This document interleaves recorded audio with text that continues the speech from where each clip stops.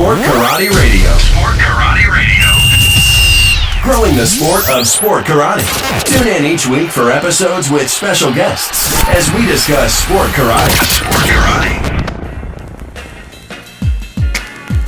What's up, everybody? Episode number 9 for Sport Karate Radio. This week, I am joined by my friend, Mr. Richard. Richard, how are you doing today? I am doing fantastic on this Sunday. So we got a really cool episode this week that is featuring Mr. Jadi Tention, and we are going to hit up on some tournaments, some hot topics this week, and the news at the end there. We have some, unfortunately, a lot of bad news this week in sport karate, but we're going to give you guys all that information here at the end. But before we start with Mr. Jadi, we are going to hit the tournaments. Richard, what do you have coming up on your end for tournaments? Well, NASCA is ending at least the physical calendar year. I know their season kind of ends a little differently as far as the way they've got it broke up from the June to June on the world schedule. But the last tournament of this year for NASCA is the Pan Am Internationals, November 17th and 18th down in Miami Beach. You know, this is a favorite of a lot of people. A lot of people I talk to on the NASCA circuit, they really look forward to this tournament. A lot of international guys come in and fight. The fighting's always good. Forms is good down there too. And, you know, if you're at Miami Beach in November, where this hotel and where it's located at, great views, awesome views. Many years, my friends have shown pictures of them taking pictures in November on the beach with their trophies in shorts and tank tops, and you can't beat that. So coming up here next month, the Pan Am Internationals, Miami Beach, November 17th and 18th, last NASCA event of the year. Yeah, that's definitely one to hit up. It sounds like a great time. Unfortunately, it is the same weekend as the K-Talk tournament, but I think they're both on different days. Is that correct? Yeah, K-Talk's actually a Sunday tournament. You know, a lot of the bigger cities with the different demographics, you know, here in the Midwest, we don't have very many Sunday tournaments, but I know in the larger markets, Sunday tournaments are very common. So it is very feasible to catch a red eye and go up to New York and do some business too, if you wanted to. And I bet there's going to be some diehard ones. I wouldn't put it past a couple of diehard tournament people to get done Saturday night, catch a red eye, and be up at K-Talk there on Sunday. And pulling tournaments off of our newly launched website, sportkarateradio.com. You can check out all of the tournaments coming up that have been submitted through our site by visiting sportkarateradio.com/tournaments. And coming up, where I'm just going through the website here, we have the Kentucky State Championship in Frankfort, Kentucky on November 4th. That is a PKC Professional Karate Commission tournament. And independent tournaments, we have a few of those already submitted. On November 18th, 2017, in Maryland, we have the Maryland Karate Kids Classic event. On February 10th, 2018, is the 7th Central Valley Open, which is in Fresno, California. On May 11th and 12th, Mother's Day weekend, I believe, is the Infinity National Championships. Our good friend, Mr. Mike Welsh, on episode number 1. That is his event, so let's make sure that we support him. And it's in the Wisconsin Dells. So if you guys have never been to the Wisconsin Dells, it is a great time. Coming up next, we have our hot topic of the week, and we're going to do some similarities between other major league sports and sport karate. So stay tuned. At Century, you're never a number. You're part of our family. We pride ourselves on offering high-quality equipment to help schools grow at a price they can afford. That's what made us the industry leader in martial arts supplies for more than 40 years. Check out our website at centurymartialarts.com to see our ever-expanding inventory, or call and talk with one of our team members today about joining the Century family at 1-800-626-2787. Head over to SpyCombatives.com to see how our spy secrets can save your life and boost your bottom line. Former CIA officer Jason Hansen is giving away a free technical manual at SpyCombatives.com. All right, we are here with Mr. Jadi Tention, Mr. New York himself, and we are going to talk about his opinions on where the sport is, what needs to happen, and kind of pick his brain a little bit on why he doesn't compete anymore. So without further ado, Mr. Jadi, Mr. New York, how you doing, sir? I am great. I like that crowd right there. I'm great, sir. I'm great. I'm blessed, man. I'm blessed. Well, thank you for coming on the show. It was kind of a struggle to get you on here, but I was persistent because you're definitely one of the guys that we want to hear from, and I think all the listeners want to hear from as well. So thank you for being here. I appreciate that. I really do. So let's get right into it. Where is the sport karate? Where's it at right now on the grand scheme of things? Is it growing? Is it not growing? Is there things that need to happen? Oh, it's definitely on a decline. I personally feel like one of the major issues that we have with the sport is that the stars of our sport are not the athletes, but the actual tournaments. And what I mean by that is, in any sport, you don't talk about the place that you play at more than you talk about the athlete. And in our sport, the highlight is either the league that you're fighting for or the tournament that you're fighting in, not realizing that the athletes is what actually brings the prestige to that event. So you will have a guy when the Diamond Nationals is the Diamond Nationals is all the rock stars of our sport, our activity. U.S. Opens, that is the rock stars of our activity. So you never hear you won't really hear about a Raymond Daniels or a Ross Levine or a Jadi Tention or whatever winning it. You more hear about what tournament did you win, and that's a huge issue. Where the actual promoters are the rock stars more than the athletes. That's a huge situation. That's a terrible situation, and unfortunately, that's where we're at right now. So you have an athlete that wins a event. Why do you think that they're going about saying that, hey, I won Diamond Nationals, and not, hey, I beat Jim Smith or Bob Smith or whoever they just beat? Well, I think that the promoters are for the most part are smart in their slickness, to one degree, to a small degree. But what happens is this: athletes come and go. We all know that, and which kind of goes back to the decline of our sport. But I think that we have made the winning the diamond, or winning the U.S. Opens, or winning Ocean State, let's just say, winning that has become the bread and butter of the sport, instead of saying, you know what, I fought Jack Felton, or I fought Raymond Daniels, or I fought. So, the promoters put the advertisement inside the event. Win the Diamond Nationals, win this tournament. They don't put the advertisement inside the athlete, and that's the issue. No, totally agree. What, as far as the sport goes, you're saying it's on the decline. And I can't. It's hard to argue with that on that statement. But are we too far gone? I mean, what can we do? And for those of you that are promoters out there, if you haven't seen the Jadi Tention on how to run a tournament, you got to do it. You've got to look at it. I'm thank God that Jadi didn't send me an invoice when I looked at his list. But I mean, his list made sense. Well, I mean, you broke it down even to the restrooms. Why would you pay $75 to compete at a local tournament and there's no toilet paper? I'm saying, if the facilities are not up, why? I mean, and I know that sounds silly to most people, but why would you charge so much and give so little for a tournament? So if you get a chance, if you're a promoter, and maybe Jadi will post it again on what the key aspects are. But going back to the original question, are we too far gone? Can we fix this? Give us a roadmap. You are a top competitor. I mean, you've been the best of the best. You've been at the top tier. You've seen every event in the country, from the smallest to the biggest. You've seen them all. Are we too far gone? And if we're not too far gone, how are we going to right the ship? How are we going to get this thing going back in the right direction? Well, I don't think that we're too far gone because karate schools still grow at an enormous rate.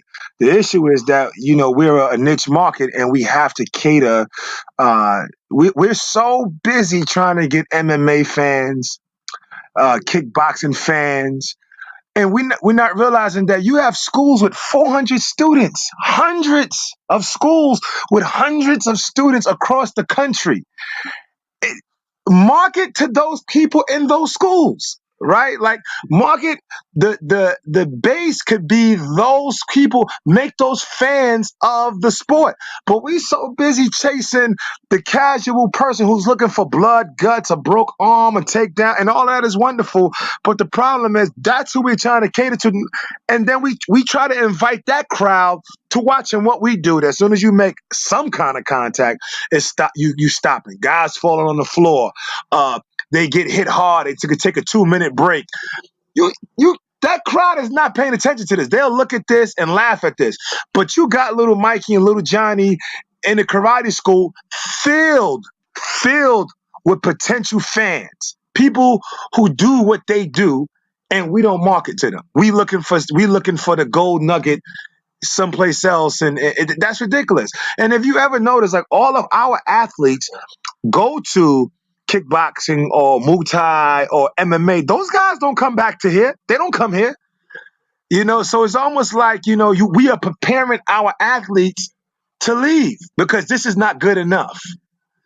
When you got a Raymond Danz as great as he is, and a Ross Levine now, who happens to be my student, but who wants to do that, and that's fine with me.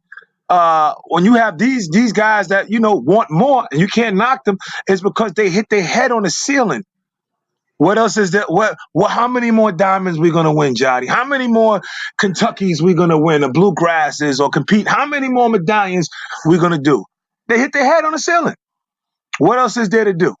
If there was another level of competition within sport karate, would that change your opinion on, all right, yeah, I won 8 diamond rings and, I won 8 bluegrass. Would that change your opinion on how to go about competing in those events? There are too many tournaments, and there's no criteria on who should run a tournament and how you can run a tournament. Anybody, Joe Schmo up the street can open a tournament in a garage. He would be, there is no criteria. There is no curriculum. There is no standard that you need to run an event. That's the first mistake to me. The second mistake is, like I said, that the rock stars of our sport are the Larry Carahans, and I mean no disrespect when I say that, are the Larry Carahan, the Mike Sawyers, the McCoys. Those are the rock stars of our sport. They're not united.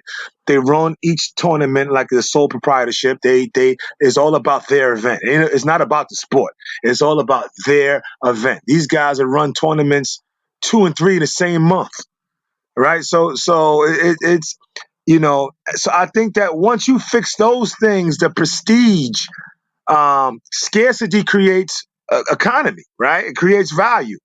When you have when tournaments are oversaturated, you got the guy who doesn't have to go to a big one to fight Jack Felton if you go to the right event, right? And it was at one time, I mean, this is before my time, when for a guy to have a national event, he had to have 4 or 5 legit guys there competing at that event. See, that's when the athlete meant something. When for your event to be a prestigious event, you had to have a certain amount of top tier fighters to be there, right? Now all you got to do is make up some imaginary numbers and alphabets and put them together. Put a number 5 and 5 A's across it, and all of a sudden it's prestigious, right? And nobody can show up, and it's prestigious. And so I think that. And amongst not marketing the right people, it's oversaturated. And I think that once you if these guys got together and used their funds to create a marketing, to create athletes, I think that these guys would realize that sport karate was enough. It was enough for me. It blessed me, but it was enough. And you got guys right now, like I said, out here fighting, fighting for kickboxing in this place and that place. And our sport is almost like a stepping stone to those other places. So what you said at the first part of that statement is, in fact, Richard's favorite word. And what is that word there, Rich? Unity. Unity. If we can unite I think that that's a lot of the answers to our questions as far as how do we grow sport karate. So, Rich, say that word one more time, just because it's so great. Hey, I'm always saying it. Unity, man. I hashtag that sucker every time I talk about karate tournaments. Every stinking time. Every time. Yeah, I agree with you. Like you know, if you ever watch these affiliations or these, whether it be Taekwondo or the WKF or these guys have one agenda together. This is why you can still have, you can have a million Taekwondo schools, but I'm sure they have their differences. But the agenda, whether it's the Olympics, these guys can get there. What we do is, all we care about is our numbers. As long as I get my 200 students to 200 competitors to come to my event, I'm straight. We don't care about the next person because, again, why would there be 2 or 3 nationals in 1 month? Exactly. Right? This is why would there be 12 months and 18 nationals? Yep. So again, it goes right back to what you said. It's ego. It's I'm out. This is a problem. You got guys who have successful tournaments who don't want to help nobody. It's all about their event. And it's unfortunate. But that's a great thing. Unity. We all got together and we put the egos to the side, the styles. Listen, I love this sport. I love it. It's been great to me. And I like MMA. I like combat regardless. I think all of it's the same. I think the rules just dictate how you approach combat.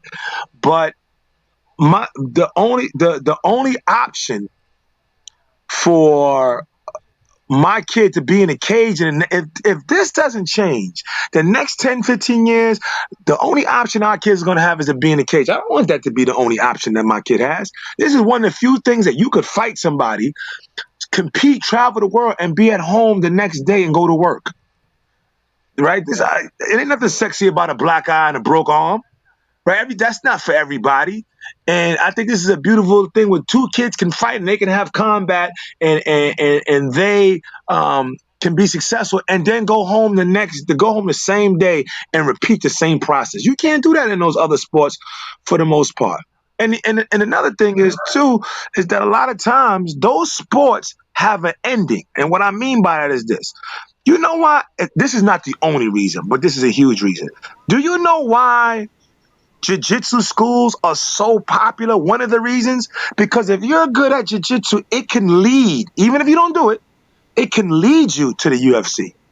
If you're good at Muay Thai, it could lead you to glory or the UFC if, you put that work in. If you're good at wrestling, it could lead you to a scholarship, minimum, and then it could lead you. Well, great wrestlers go right into start knowing a little bit about striking, and then they could be in the UFC. The boxing, it could lead you to the Olympics. It can lead you to a multi-million-dollar contract. It can lead you. Where's karate going to lead you to? It's going to lead you to possibly own a school. That's your highlight. And the sad thing about it is most instructors nowadays don't train their students to be competitors. They train them only to be instructors for them. And when you do that, you lessen up the field of talent. The karate school has become funerals, cemeteries of talent.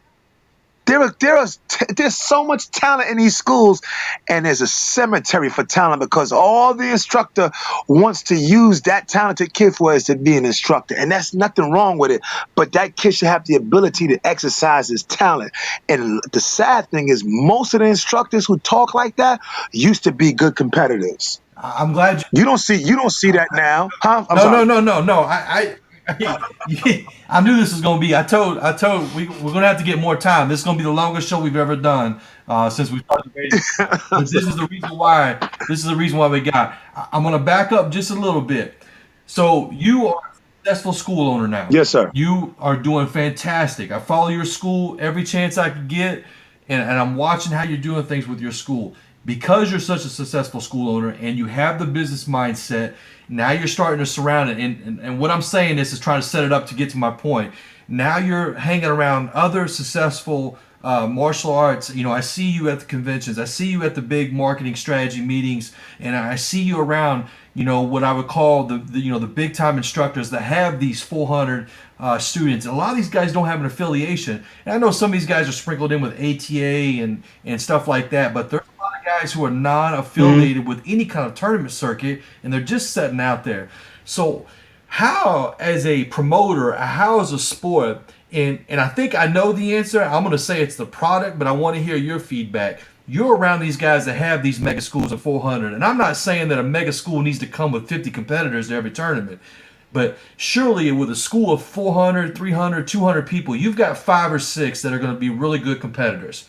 So how, as a promoter, or how as a sport, do I draw that 5 or 6? Because a lot of times we get shut down. These guys that run mega schools, man, they don't want nothing to do with tournament. And like you said, a lot of these guys that are successful, they used to be around the tournament scene. And when it comes, and again, this is my personal opinion, when it's time to take pictures and get around and put their arms around, they want to put their arms around the champions. But when it comes to tournaments, they're like, man, I don't think I want to send any of my kids. So how do we get those guys more comfortable? Is it the product? I mean, how do I draw a mega school owner back into the tournament scene and get them more comfortable with what we're doing, and not just to take the full, we don't need every single competitor that they've got, but the 5 or 6. I mean, if we take 5 or 6 from every school in America, the sport will go on, and we'll survive, and we'll never have another Jadi Tention or a Raymond Daniels, but we'll have the next, or Ross Levine, but we'll have the next one, and whoever that young man or young woman is going to be, we'll have that next one if we can just get those. So I know it's kind of all over the place, but hopefully you kind of get my drift on where I was going with that. No, I get exactly what you're saying. Well, as somebody who is both of them, a competitor and a school owner, the first thing is this. I'm going to speak to you from a school owner's perspective. Why would I leave my clean facility where we have customer service, where we operate on a high level of business, and take them to the tournament up the street where it's filthy? I'm gonna be there all night long. And not only that, it is a take situation. When you invite somebody to your tournament, your event, you're asking them in a nice way, give me some money. That's what you're saying. So you're asking me for a one-way street, right? You're just saying, hey, bring me 5 students, bring me 10 students, $50, $60 a pop, that's $300. Thank you. It's not like they're saying to you on the side, listen, for every student you bring, I'm going to bring this. Because that school owner who leaves his school on the weekends, who possibly might close his school, or who leaves his staff there, has to pay for that. And it is no reciprocity. The money does not exchange hands. It's a one-way thing. And for you then to send me to unqualified judges, to send me to an unorganized tournament that may not even have mats on the floor, a dirty bathroom that's going to run late, why should I do that? That's one thing. Now, that's the school owner mindset, Yes, which I can understand, right? I didn't lose you, did I?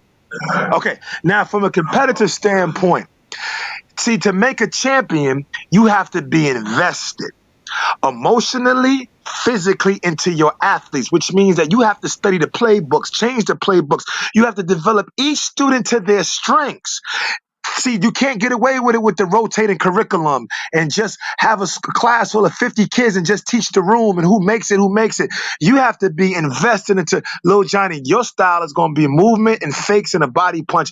And Little Richie, you have a great chamber, so we're going to develop your style around kicking and punching. And you, Matthew, you put it all together, so I'm going to invest individually into each of you to mold you. They don't want to do that no more because that's a requirement of work. And now we have found a cheat code where we don't even have to teach martial arts and we can still make $30, $40, $50, $60,000 a month and we could produce nothing.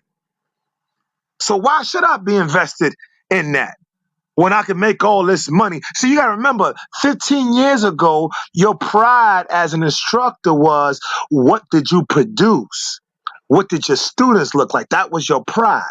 15 years later, it's not what you produce, it's how much does your bank account look like. See, that's the king of the castle. You got people at these conventions talking to me about how to teach. And the only thing that made them qualified to stand in front of the room was the revenue that they produced in their school, not the quality. So could you imagine a horrible doctor telling you, hey, listen, I'm going to show you how to get all these patients, and all you other doctors need to listen to me. But he's a terrible doctor. Instead of what have you healed, who have you cured, what have you fixed? And now karate has become the thing of, it's not what you produced, it's how much revenue you have made. And this empowers the lazy instructor, because now he's the rock star of the industry, but yet his product is horrible. And this is what you're dealing So do with. we have enough of a pool to draw from? So the ones that still have that philosophy, but I know you know also too, because you've talked to tons of these owners throughout the country, and you've seen them well around the world. I mean, let's just not limit you to the country. I mean, you've been all over the place. Are there enough of the ones that still believe in the quality to want to test that, but they don't believe in the product? Do we have enough volume on the instructors that want to test their kids, but they're not confident in the product? Do you think there's enough out there that we can get the numbers back if we improve the product and make the product better? Can we draw those guys back out? Absolutely. Absolutely. It just has to be that everybody has to be on the same page. Like you said, it's a unity thing. And then you always got to do that, the guy that wants to be slick. You know, you create a standard. If you said, listen, you know, we all have to have mats, clean bathrooms, just good customer service. And then you always got the guy who's going to go through the back door, who's going to make it $20 to compete. It's going to be Raggedy Jim. And you always got those dudes. But if enough of us stick together, raise the standard, create a certain level, guys who are like-minded, who are passionate. See, that's the thing. You should be rewarded and you should be compensated as a promoter. I really believe that. However, I also believe that you need to be in it more than just for the dollar, and you need to be passionate about the growth of the activity. And I think that all of those things have to go and have to come into play. We're the only industry where you have the actual now consultants telling you that tournaments are bad for business.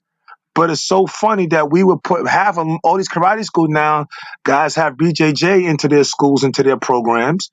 And what was BJJ based on? Competition. Most of the time in BJJ, you can't get a belt unless you compete. And I'm a brown belt in BJJ, so I know you can't even get a belt unless you compete. So you know, the same thing that we say that we love, you know, we, like you said, you got a picture of Chuck Norris on the picture of Hickson Gracie. How do we know those guys? How do we know that BJJ was great? Due to competition.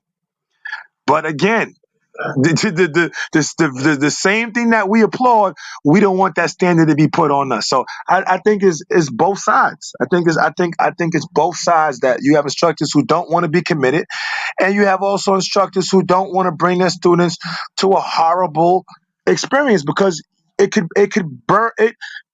Just to be in a nutshell, I'm sorry for being long-winded. When a tournament is bad, the instructors have to answer to the parents. The parents don't go to the promoters.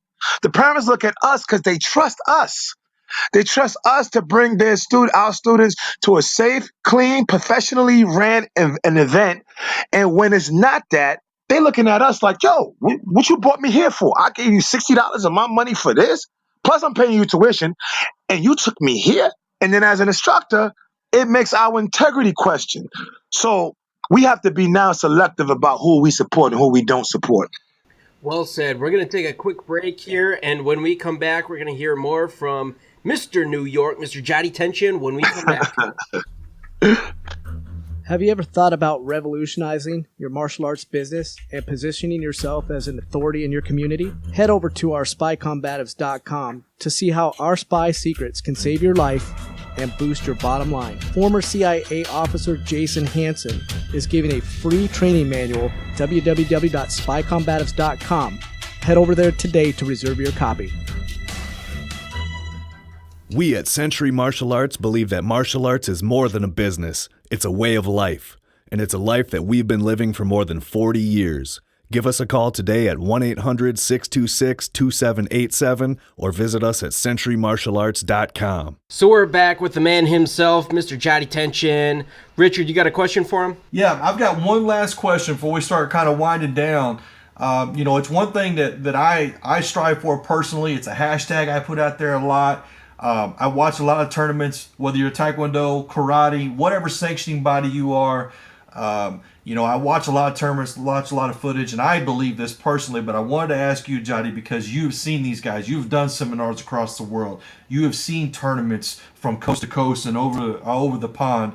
And maybe I'm wrong, but I feel like NASCA is the NBA. And I wanted to get your thoughts on that. What do you think about that line? NASCA is the NBA of sport martial arts.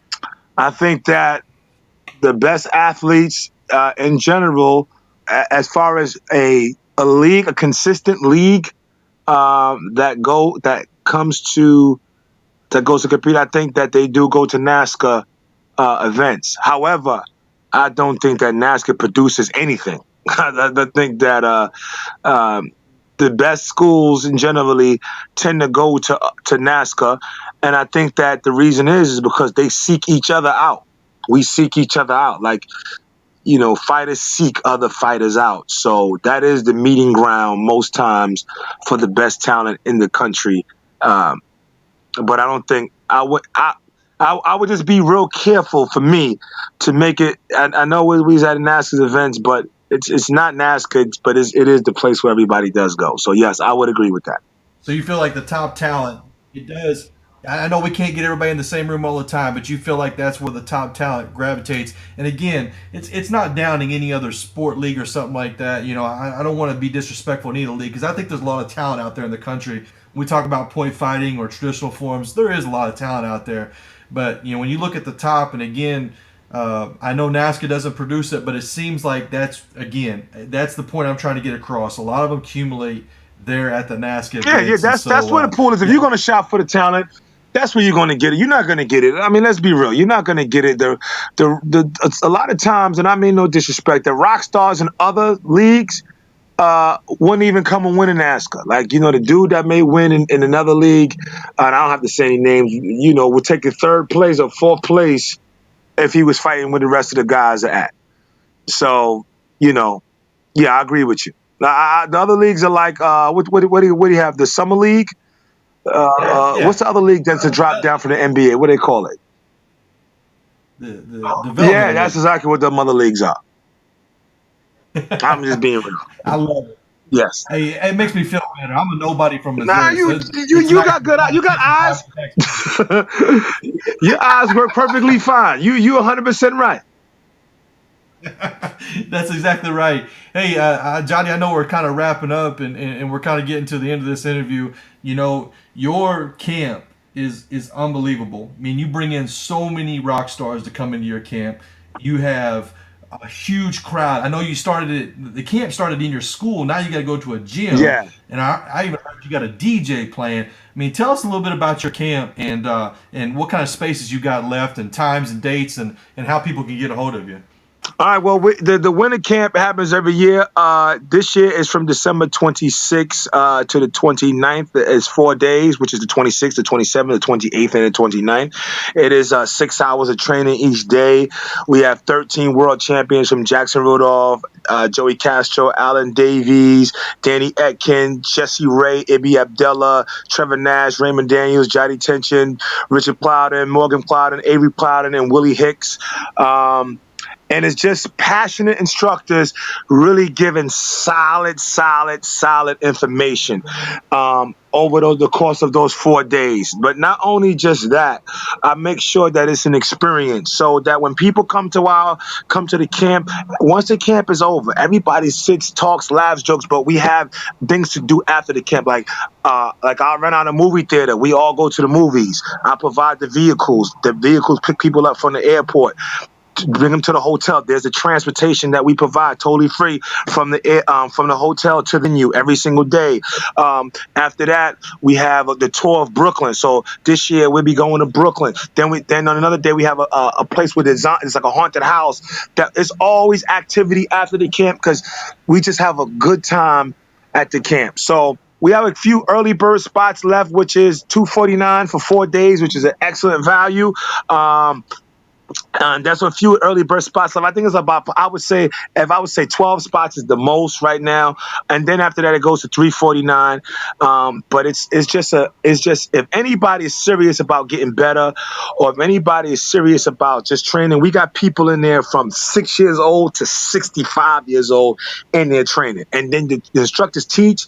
We spar with the students. They spar with each other. Imagine having 100, 120 sparring partners, top guys are just starting, and then the music with the DJ in the back just makes it even more special. So it's all about just making an experience, and the bathrooms are clean.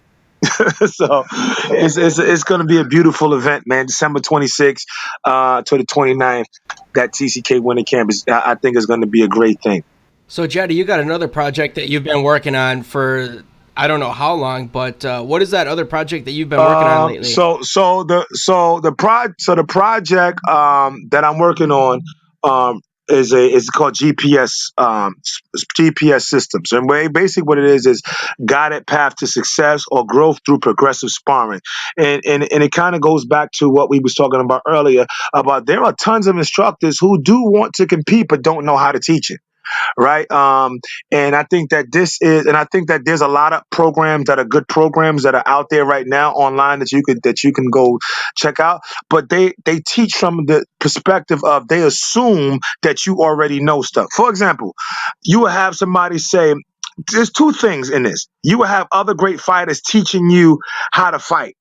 None of those guys own schools. I mean, no disrespect. I'm just telling the truth. I own a school. I deal with students every day, from little Johnny, who's overweight, to the little clumsy Mikey, right? And to the rock star. So we teach from a place of assumption with these other programs, meaning they'll say, okay, guys, this is what I'm going to do. And I'm going to throw this angle, then I'm going to throw a hook kick. Let's just say.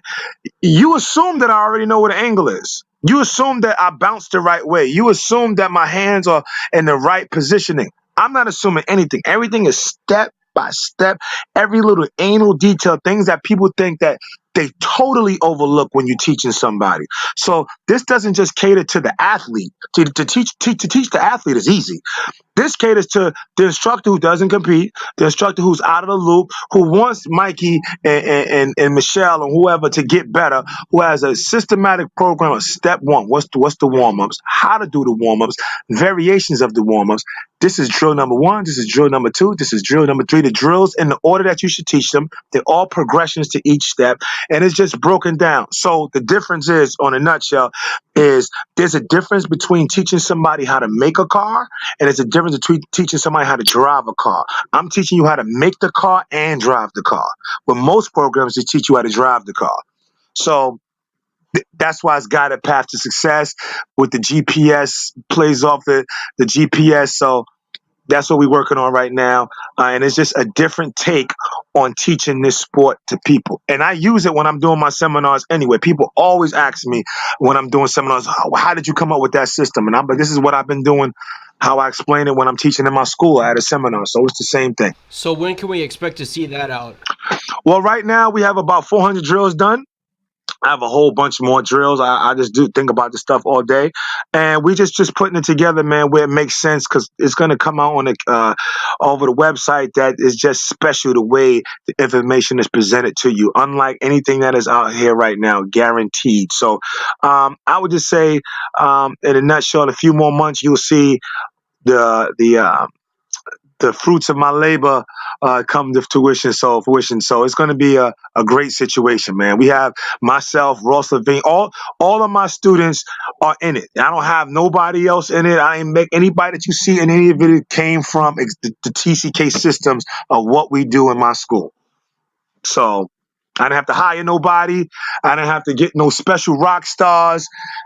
It's everybody that already came out of my school, exactly what we do from drill one to drill two. And it goes from not only teaching the drills, how to hold the pads for the drills. So it's just a great thing from the beginning to top to the bottom. And we turn every stone over. We don't take anything for granted. It sounds like a fantastic program, and I know Sport Karate Radio, all of us can't wait to get our hands on it and take a look at it and tell you guys what we think. Jadi, thank you so much for taking the time. Thank you guys, man. I appreciate you guys for having me. Hey, anytime, man. And if I'm ever in your part, soon as Richard gets me down there, we got to do this interview live. Yes, sir. You know it. All right, guys. Attention martial arts instructors. Get the greatest gear for your studio in one place at centurymartialarts.com. Century is the go-to source for everything your students need to take them to the next level. Call one of our team members today at 1-800-626-2787 and find out about our wholesale pricing and other discounts for your school. That means you can get the lowest prices on the best gear, but only if you shop at centurymartialarts.com. Head over to spycombatives.com to see how our spy secrets can save your life and boost your bottom line. Former CIA officer Jason Hanson is giving away a free technical manual at spycombatives.com. Jadi Tention, what an awesome guy. Thanks for coming on the show, Jadi. Definitely appreciate it. And moving on to the next portion of the Sport Karate Radio podcast, it is the news. And like we said at the beginning of the podcast, unfortunately, there is a lot of unfortunate news this week. Alan Davies, fortunately, is getting better from his unfortunate cancer. And we just want to wish Alan Davies the best, speedy recovery. We hope to see you out on the floor at AKA Grands. If not competing, then at least they're in good spirits and everything like that. So Alan Davies, man, we want to give you a shout out. Hope everything's going well. And we also have Jim Smith. Mr. Smith was a big influence in a lot of martial artists, I think. I didn't personally know him, but we definitely want to give Mr. Smith a shout out. And we're wishing his family the best of luck. And if there's anything that Sport Karate Radio can do for the Smith family, please let us know. We'd love to help you guys out in any way, shape, or form. Last but not least, Richard, you have some information about a young lady. Yeah, Miss Julia Ship, she's part of the WKU team. She also runs some closed-circuit Taekwondo plus NASCA events. Some tragic news to begin with, but there's some hope around the corner. Julie was hit by a drunk driver a week ago, right before the SmackDown tournament in Nashville. And at first, things didn't look real good. She had some internal bleeding, and she had a lot of injuries, and we really didn't know where things were going to go for the first couple days. She was on a vent. She couldn't breathe on her own. And this young lady is a fighter. She's only 16 years old. And here in the last week, and we're talking about, almost just roughly exactly 1 week from this weekend, she was hit by this drunk driver. And she is making huge improvements. She's gotten rid of her vent. They've been able to wake her up because of the massive injuries. Her body, I can't go through the complete list of it because it would take too long, but basically her body has been crushed. She's going to have a lot of surgeries. She's going to have pins. But they've been able to wake her up, and she's been able to communicate with her family, and it looks like she's gonna pull through. We don't know the extent of what her injuries are going to be, but she has shown a fighting spirit like no other.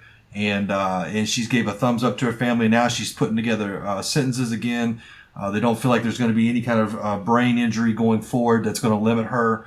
And physically, we'll just have to see down the road. The first prognosis is she's going to be in the hospital for 2 months, and it could be less. The way she's fighting right now, the girl is a fighter like no other. So really good news. It could have been a terrible situation. Could have been a tragedy, and there's hope at the end of the tunnel on this story. And if there's anything that we can do for Julia's family, just let us know. Sport Karate Radio, we definitely want to help you guys out in any way that we can. So shout out to Julia and her family. Sounds like you're doing fantastic, just as expected from the sounds of it. You're a heck of a fighter, and this should be no different. So we look forward to hearing and seeing you soon, Julia.